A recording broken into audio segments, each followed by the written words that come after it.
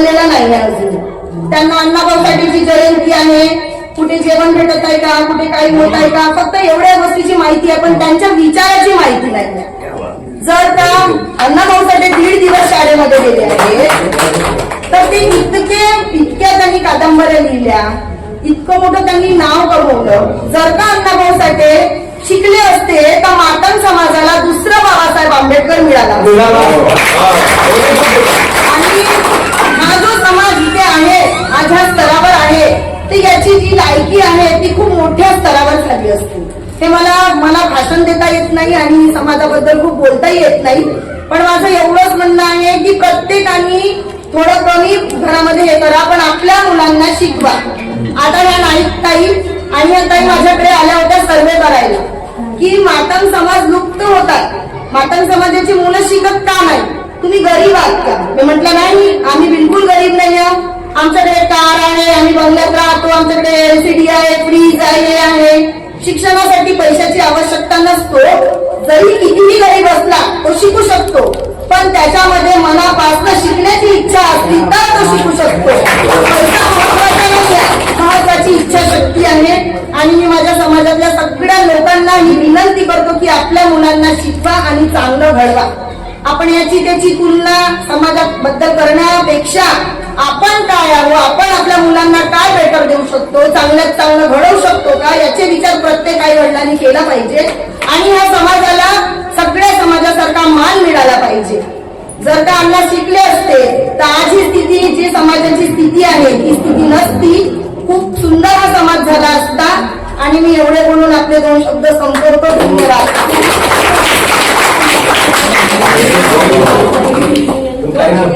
खूप धन्यवाद ताई, खूप चांगले विचार या ठिकाणी आपण व्यक्त केले आहेत.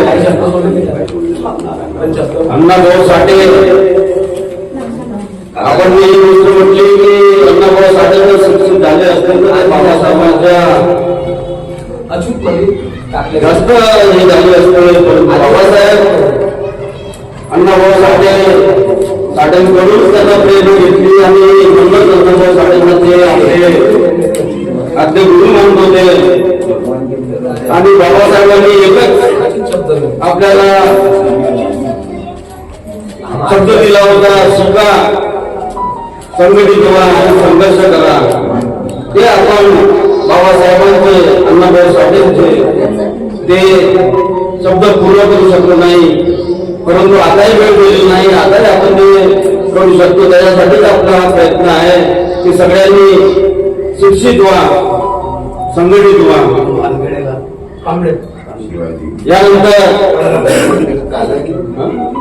यानंतर आपल्या या ठिकाणी आपल्या कार्यक्रमाचे अध्यक्ष आणि आंबेडकर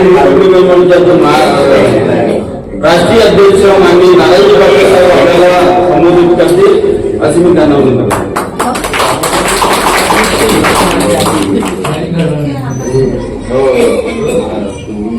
चालू करू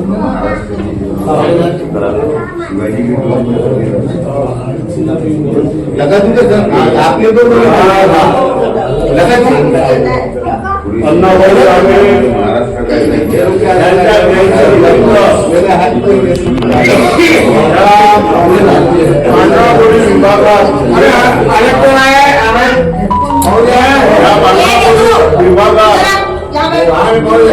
आपले जयंती येत्या 40 वर्षापासून होत आहे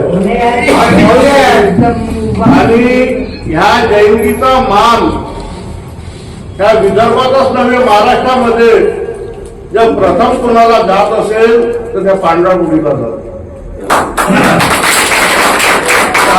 आणि ह्या कार्यक्रमाला प्रामुख्याने उपस्थित कार्यक्रमाचे आयोजक मनोहरराव इंगोले, वीणाताई इंगोले, पुष्पाताई इंगोले, मीना इंगोले, कविताजी बावणे, रमेश गवई, नारायण कांबळे, आमचे ओबीसी नेता लांजेवा साहेब, सगळे लोग माझे परिचित आहेत. हमारे डकाजी यहाँ बैठे हैं, सभी लोग हैं, सभी महिला हैं. बाबेताई आपण आले आणि नाईकताई आपला अभिनंदन. या कार्यक्रमाला प्रामुख्याने आंबेडकरी रिपब्लिकन मोर्चाचे विदर्भाचे नेते प्रवीणजी आवडे, ज्येष्ठ नेते के.टी. कांबळे साहेब, नागपूर शहराचे अध्यक्ष प्राध्यापक रमेश रुपारे, आमच्या ओबीसी नेते महाराष्ट्राचे राजूदादा पांजरे, ज्येष्ठ नेते चरणदासजी गायकवाड आणि उपस्थित माझे ताई, माझ्या वैद्य पुष्पाताई ना, सगळं माझ्या परिवाराचं आहे, कारण काही दूर नाही या परिवारापेक्षा. रोजची माझी भेट होत राहते. भावदेवी आहे तिथे सगळेच लोक उपस्थित आहेत. कुणाचे नाव उपस्थित माफ करा. आज आपण दरवर्षी त्या पांढरा गुढी अण्णाभाऊ साठेंची जयंती करतो. सगळ्यात पहिली जयंती आम्ही केली होती तेव्हा आम्ही जयंती केली होती, शरद जाधव आहे नाही विचारात, आणि आम्ही छत्री लावून जयंती केली होती. तेव्हा आम्हाला लोक विचारत होते की अण्णा म्हणजे कोण, हा काय तामिळनाडूचा किंवा आंध्राचा अण्णा आहे का म्हणजे नाही, अण्णाभाऊ साठे. पहिली जयंती 40 वर्षा पहिले. मधुराव सीताबाई माहित असेल, मधुभाऊ नाही दिसून राहिले, आईला बोलवायला पाहिजे होता या माझ्या शांताईनं. तर हा नागपुरातच नाही, सगळ्या महाराष्ट्रात अण्णाभाऊचे विचार जर कुठून प्रसारित झाले असेल तर 40 वर्षा पहिल्या पांढरा गुढीतून. आणि मी संपूर्ण महाराष्ट्रात फिरतो, कधी अण्णाभाऊ साठेच्या गावाला जातो, कधी मी तुळशीराम कांबळेच्या गावाला जातो. आणि हा जो मातंग समाज आहे आमच्या पांढरा गुढीतला मोठा जागृत मातंग समाज, ज्यांना नेतेपणाची शेती बी निर्माण झाली होती, ते लोक आज अण्णाभाऊ साठेचं नाव घेऊन मोठे मोठे नेते झाले. चांगली गोष्ट आहे, नेते झाले पाहिजे. परंतु तुम्ही पाहिलं काय कुठेतरी अण्णाभाऊ साठेच्या जयंतीमध्ये गौतम बुद्धाची फोटो इथे भेटते पांढरा गुढीत, बाबासाहेबांची फोटो. मी आज होर्डिंग पाहिले तिथे दीक्षाभूमी चौकात, पुढे पुढे बाबासाहेबांच्या पहिले गोरगोरकर गुरुजी, पुढे काय चित्र आहे. अरे ज्या बाबासाहेबांनी, ज्या अण्णाभाऊ साठेंनी सांगितलं की जग बदल करून घ्यावं, मला सांगून गेला भीमराव. कोण टिटकीला बोलला, कशा परिस्थितीत बोलला अण्णाभाऊ साठे. आणि अण्णाभाऊ साठे जेव्हा बोलले, बाबासाहेबांची मय्यत होती, बाबासाहेब 6 डिसेंबरला मरण पावले होते, आणि बाबासाहेबांना श्रद्धांजली सभेमध्ये अण्णाभाऊ साठेचं भाषण होतं शिवाजी पार्कला. आणि अण्णाभाऊ साठेंनी 10 मिनिटांमध्ये ते कविता बनवली होती. किती मिनिटात? 10 मिनिटात बाबासाहेबांना श्रद्धांजली देण्यासाठी. अण्णाभाऊ साठे बोलले की डॉक्टर बाबासाहेब आंबेडकर, मी फार गरीब, फार छोटा माणूस आहे, तुमच्या जशा महासूर्याला मी काय शब्द देऊ. तर त्यांनी 2 मिनिटं बसल्या बसल्या ती कविता लिहिली होती, जग बदल करून घ्यावं, मला सांगून गेले भीमराव. परंतु आमचा मातंग समाजाचा शामराव आणि रामराव ऐकायलाच तयार नाही. याला असं फरकवण्यात येत आहे की म्हणजे महाराणीने तुमचं आरक्षण खाल्लं, महाराणीने तुमचं आरक्षण खाल्लं. सीताबाई महाराज आरक्षण खाल्लं. अरे हा महार होता म्हणून मान साबूत आहे. जेव्हा जेव्हा अण्णाभाऊ साठेच्या विचारावर आत्मघात झाला तेव्हा तेव्हा हा महासमाज, हा बुद्ध समाज अण्णाभाऊ साठे सोबत, त्याच्या विचारासोबत, त्याच्या समाजासोबत अण्णाभाऊ साठेच्या विचारावर जेव्हा आमच्या मातंग समाजाचा पूर्ण शाळेमध्ये गेला, आणि शाळेमध्ये गेल्यानंतर त्याला विचारलं की तू कोणत्या जातीचा आहे, तर म्हणजे मी मातंग समाजाचा, मान जातीचा आहे. त्या शिक्षकांना फक्त त्याला एवढा गुन्हा होता की त्यांनी त्या मडक्याचं पाणी पिलं, मडक्याला काऊन हात लावला म्हणून मातंग समाजात. आता जी गोष्ट सांगू राहिलो मी, नवीन नाही, जुनी नाही. त्या मातंग समाजाच्या पुराणाला त्या मडक्याने काऊन हात लावलं म्हणून इतकं मारलं की त्याचं डोकं फोडून टाकलं. तुला म्हणे तू लहान आहे, तुला म्हणे पाण्याला हात लावण्याचा अधिकार नाही, प्यायचा म्हणे माझी पिशाब पी. हा अत्याचार. तेव्हा हा मार समाज उठून उठते की मागाला काय झालं तर मार उठते. खबरदार, मागाला काय झालं तर मार म्हणते तो माझा भाऊ आहे, माझा नातेवाईक, माझा रक्तात आहे, त्याला चीड येते. एका जेव्हा आमचा एक मातंग समाजाचा पोरगा मंदिरात पाहायला गेला, या मंदिरात देवळामध्ये काय आहे मला पाहू द्या म्हणे. रोज तुम्ही पूजा करता, रोज या देवळामध्ये हनुमानाच्या मंदिरात पूजा करता, मला फक्त अगरबत्ती लावू द्या. त्यानं अगरबत्ती लावली तर इतका कुत्र्यावाली त्याला मारलं त्या मातंग समाजाच्या पोराला. म्हणजे आम्हाला देवळात बी जाऊ देत नाही, मातंग समाजाने शाळेत बी नाही जाऊ दे आणि कुठंच नाही जाऊ दे. तर मग आम्ही तुमच्या ह्या समाजासह धर्मासोबत राहतो का? म्हणून बाबासाहेब बोलले होते की अन्याय करने से अत्याचार करने वाला ज्यादा ये होता है, अन्याय सहने की ताकत. तेव्हा आंबेडकरी समाज मातंगासोबत मार आणि मातंगा पर्याय नाही. आम्हाला फक्त संगीत आणि पंक्तीत कोण बसवला? कोण संगीत आणि पंक्ती? अरे आमच्याकडे सावलीचा विचार होत होता, मागा महाराजाचा सावलीचा विचार होत होता. मागणारे मातंग समाजाने जर कोणी सोबत बसवलं असेल तर आंबेडकरी समाजाला सोबत बसवलं, त्याच्यासोबत रोटी बेटीचा व्यवहार केला. आम्ही कधी हा फरक नाही पाहिला की मागाच्या घरी आमची काऊन पोरगी गेली किंवा मागाची पोरगी आमच्या घरी काऊन आली. आम्ही रोटी बेटीचा व्यवहार केला, कारण की आम्ही एका जातीचे आहोत, एका रक्ताचे आहोत. बाबासाहेबांनी आम्हाला अनुसूचित जातीमध्ये काऊन टाकलं, एसटी काऊन बनवलं याचं माहिती आहे का तुम्हाला? उदाहरण, बाबासाहेबांनी अनुसूचित जातीमध्ये 59 जातीने टाकलं. फक्त मागाला नाही टाकलं, चमाराला नाही टाकलं, मैत्राला नाही टाकलं, भंगीला नाही टाकलं, पण 59 जातीमध्ये याच्यासाठी टाकलं की बाबासाहेबांना जेव्हा विचारलं ब्रिटिश गव्हर्नमेंटने की अनुसूचित जाति के लोग कौन है, तो बाबा साहब बोले अनटचेबल लोग है, इनके घर में ब्राह्मण कभी पूजा करने आता नहीं, इनके ब्राह्मण कभी इनके सावली भी को साइन होती नहीं, नाभि इनके कपड़े, नाभि इनकी कटिंग करता नहीं, धोबी इनके कपड़े कभी धोता नहीं, शिंपी इनके कभी कपड़े सिलाता नहीं. ये सगळं एक विचार करून बाबासाहेबांना आपल्याला एका सूत्रात बांधलं. माल बी तेवढा, मान बी तेवढा, मैतर बी तेवढा, चमार बी तेवढा, सगळ्या बी तेवढं, सगळे भाऊ आणि सगळ्याला अन्याय झाला. सगळ्याला आज बी आमचे पानवटे वेगळे आहेत. आमच्या आता मला काल फोन आला अण्णाभाऊ साठेच्या गावातून, माझ्या कार्यकर्त्यांच्या मुली जयंती केली अण्णाभाऊ साठेच्या गावाला. मी अण्णाभाऊ साठेच्या गावामध्ये काल मयत झाली आणि त्या मयत झाली तर तिथं स्मशानभूमीसाठी मातंग समाजाला घरी मयत झाली आणि स्मशानभूमीमध्ये त्याला जागा नाही दिली. आता काय सांगतो, म्हणजे मातंग समाजाच्या माणसाच्या घरी 70 वर्षाचा माणूस मरण पावला आणि अण्णाभाऊ साठेच्या गावाच्या बाजूला घाटवाडी म्हणून गाव आहे, त्या गावात स्मशानभूमी नाही. त्यांनी म्हणून स्मशानभूमी नाही तर म्हणजे सार्वजनिक स्मशानभूमी राहते, तिथे जाऊन मला दारू कमिटी करायचा आहे. परंतु तिथल्या लोकांनी म्हटलं हे मागा महाराजची स्मशानभूमी नाही, इथं टाकायचं नाही. म्हणजे हा जातीवाद आमच्या मातंग समाजातील काही हुशार नेते त्याला दिसत नाही. त्याला वाटते की महाराजांनी मागाचं आरक्षण खाल्लं.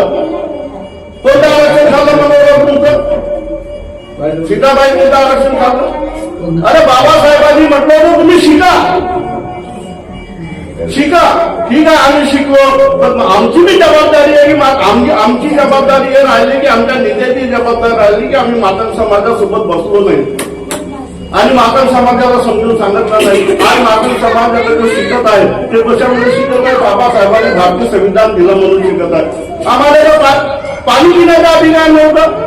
मी मागच्या 2-3 वर्षा पहिले मी नांदेड जिल्ह्याच्या नायगाव तालुक्यात एक गावामध्ये अण्णाभाऊ साठेला जयंतीसाठी गेलो आणि त्या जयंतीमध्ये जाताना मी माझ्या गाडी नव्हतो.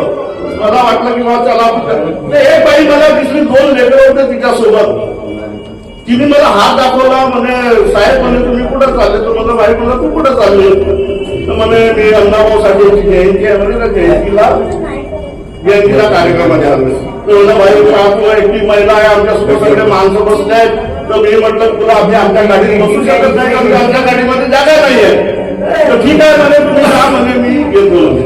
आणि ती बिचारी एका बंडीमध्ये बसून येत होती.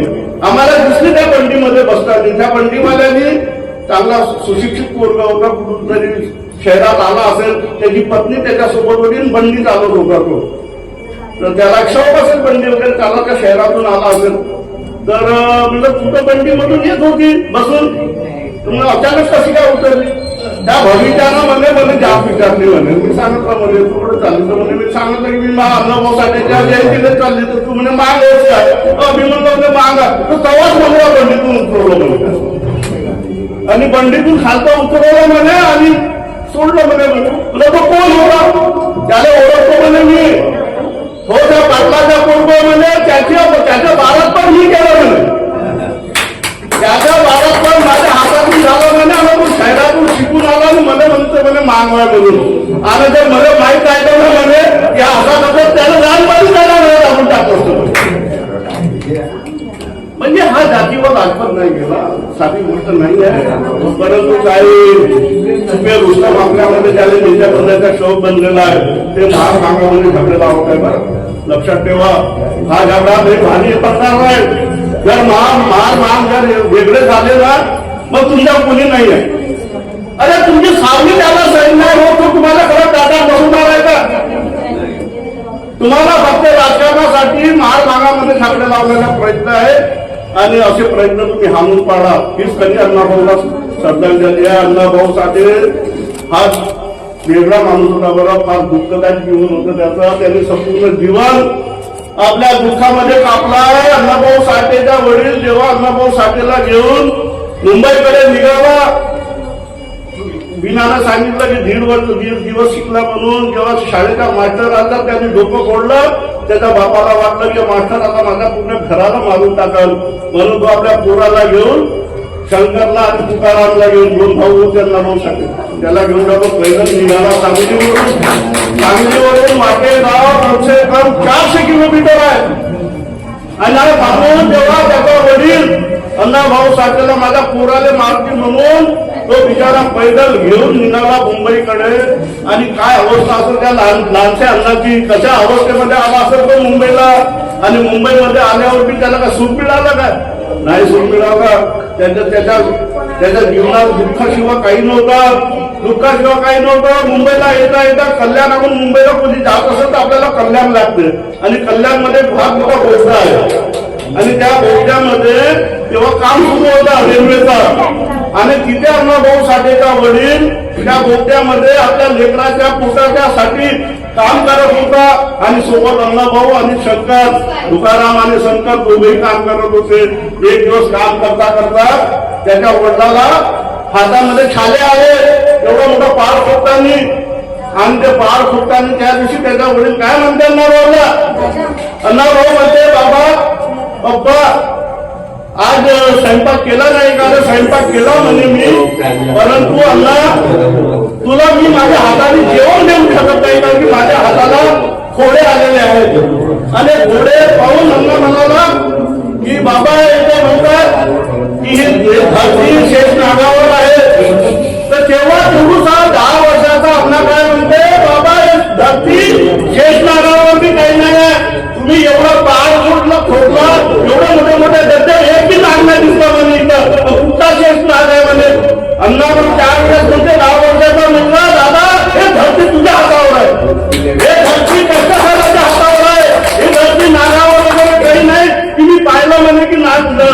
अरे फोडल्यावर नाग दिसला असताना म्हणे कुठं हे नाग नाही दिसला ना काय नाही दिसला म्हणे. म्हणून हे धरती कष्टकऱ्याच्या हातावर आहे म्हणे. हा 10 वर्षाचा म्हणते, म्हणजे मग किती विचारवंत असेल, किती त्यांनी दूरदृष्टी असेल, किती क्रांतिकारी विचाराचा असेल. तर हे सांगितलं नसतं तर अण्णाभाऊचं साहित्य खरं प्रकाशित झालं असतं. अरे आम्हाला तर काँग्रेसला लिहिण्याचा अधिकार नव्हता. बाबासाहेबांना भारतीय संविधान लिहिलं म्हणून महात्मा फुलेचं साहित्य प्रकाशित झालं. बाबासाहेबांना आर्टिकल 19 लिहिलं म्हणून अण्णाभाऊ साठेचे ग्रंथ आपल्या हातात लागले, सावित्रीबाईचे विचार आपल्या हातामध्ये लागले, आणि मुक्ता साळवीचे विचार आपल्या हातामध्ये लागले. लवजी अगर महात्मा फुले सोबत नसता तो सावित्रीबाई मुलांना शिकू शकली नसती. एवढे विचार, एवढे महान काम यांच्या महानेत्यामध्ये होतं. परंतु आमच्याकडे काही नेते लवजी वेगळा आहे, बाबासाहेब वेगळे, अण्णा वेगळा. हा मोठा धोका आहे. माझ्या माता समाजाच्या लोकांना माझी विनंती आहे, हा धोका फक्त RSS वाले करू शकतात. हा धोका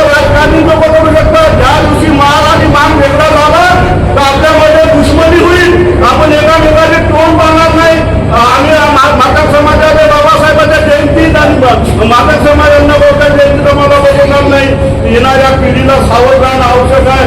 याच्यात तुम्ही राजकारणाच्या बाजूला राहू द्या, पण आपलं जे रक्ताचं नातं आहे, रक्ताचं नातं आहे बरं.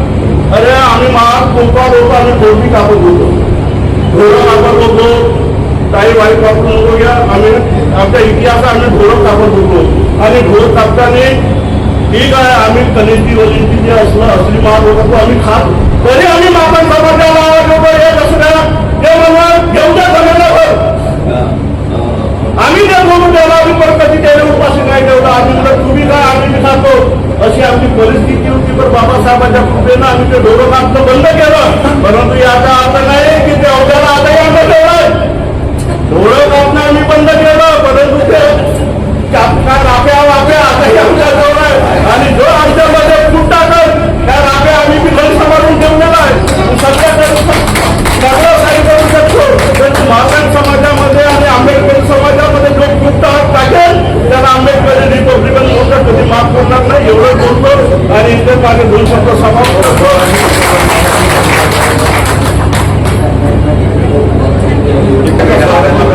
शब्द सांगा, तुम्ही पण सांगा आणि तुम्ही पण सांगा. सगळ्यांना नाही, तुम्ही येऊन सांगा तर आहेत आणि त्यामध्ये किती शिकलेले मुलं आहेत ह्या त्यांच्यावरती काम करत आहे. माझ्या घरी आले होते, माझ्या घरचे सगळी माहिती घेऊन गेले आणि मला त्या म्हणाल्या की तुमच्यासारख्या अजून या समाजामध्ये शिक्षित लोक आहेत का. मी त्यांना तेव्हाच सांगितलं की माझ्या समाजामध्ये खूप शिक्षित लोक आहेत, पण जे जास्त शिकले ते समाज लपवतात आणि जे कमी शिकलेले आहेत तर त्यांचं माहीतच पडते. तर म्हणून मी आज त्यांना इथं बोलवलेले आहे आणि ते आपले 2 शब्द सांगावे अशी माझी इच्छा आहे. गौतम बुद्ध, परमपूज्य डॉक्टर बाबासाहेब आंबेडकर, तसेच मानवाच्या कल्याणासाठी जे सर्व महामानव झिजले त्या सर्व महामानवांना मी दिवाळवंदन करते. आज अण्णाभाऊ साठे, लोकशाहीर अण्णाभाऊ साठे यांच्या जयंतीनिमित्त आपण एकत्रित इथे आलेलो आहोत जयंती साजरी करण्यासाठी.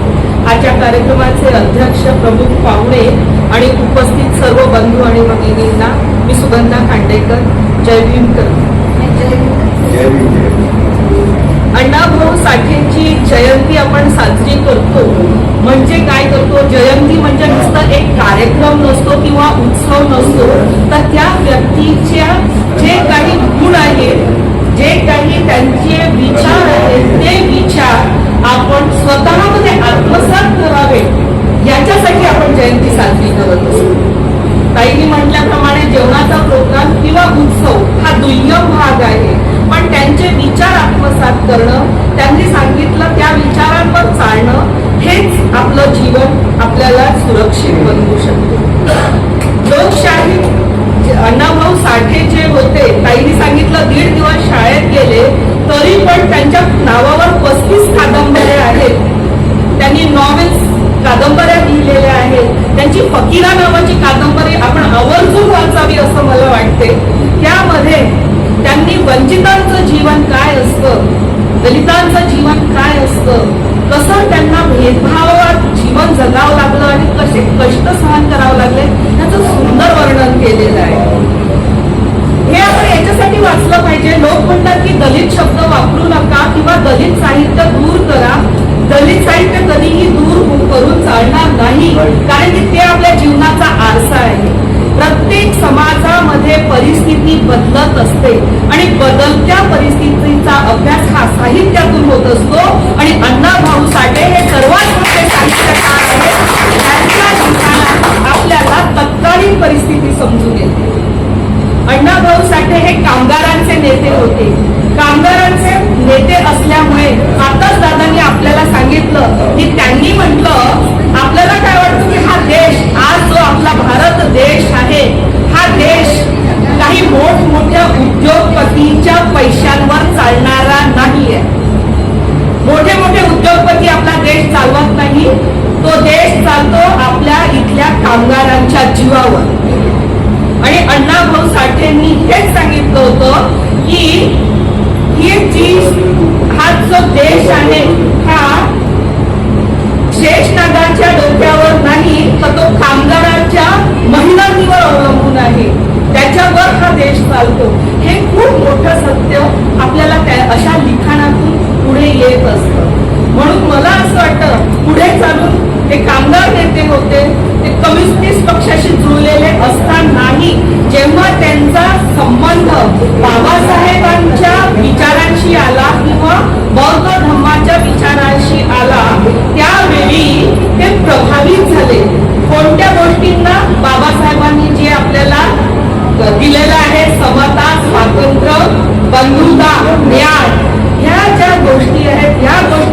प्रभावित होऊन अण्णाभाऊ साठेंनी पुष्कळ समाजाला सुधारण्यासाठी पुष्कळ काम केलेलं आहे. पण आपण काय करतो, आपण आपलं सोडतो, दुसऱ्याचं पकडतो. ही आपली फार वाईट सवय आहे. म्हणून मला असं वाटतं की आपण आपल्या लोकांना ओळखलं पाहिजे. आपण महात्मा फुलेंचा अभ्यास केला पाहिजे, आपण अण्णाभाऊ साठेंचा अभ्यास केला पाहिजे, आपण बाबासाहेबांच्या विचारांचा अभ्यास केला पाहिजे. दुसरी गोष्ट म्हणजे मला अशी वाटते की जो समाज आपल्याला बदललेला दिसतो, बौद्ध समाज हा जो बदललेला दिसतो, तर याच्या मागचं कारण मला असं वाटते की बाबासाहेबांनी 56 मध्ये धम्मदीक्षा घेतली. त्यावेळी अन्याय जे काही अंधश्रद्धा होते, रूढीवाद होत्या, परंपरा होत्या, ह्या सगळ्या गोष्टीतून हे बौद्ध लोक बाहेर निघाले आणि त्यांनी फक्त शिक्षणाची तास धरली. मला असं वाटते माझ्या माता भाऊ बहिणींनी सुद्धा कर्मकांड, रूढीवाद, परंपरा याच्यातून बाहेर निघावं. तुम्हाला हात द्यायला पुष्कळ लोक बाहेर उभे आहेत. बस तुम्ही हे अंधश्रद्धा, रूढीवाद, परंपरा सोडा, शिक्षणाची तास करा आणि प्रगती काही तुम्ही थांबणार असं मला वाटते. आणि तुम्ही बाबासाहेबांनी जो संदेश दिलेला आहे, शिका, संघटित व्हा, संघर्ष करा, हा जाणून त्या निमित्ताने वागा, एवढं बोलते.